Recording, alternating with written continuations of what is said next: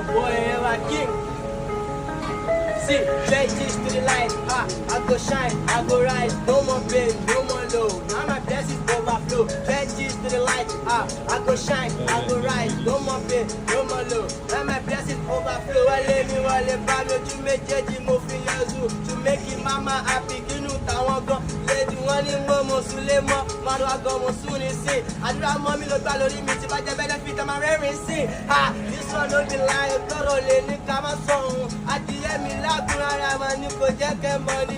But very soon you go see everything go, you go happy. You go see me for the TV, you go talk, say you know me. Àṣejù ní pàgbẹ́jẹ́ lọ láwọn kọ́lé oṣó. Wo má gbé bọ́ má jíyà gbẹ lọ́dọ̀ àwọn kan lè bó o.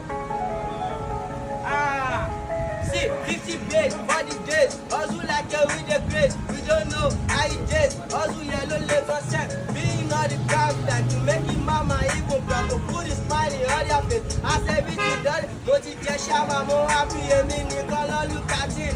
One day you go see me, I go even chop a canteen. You don't know, I can't pop on my GIB. 40 days, every even just with a day. Go easy, come and try to cool a little hustle.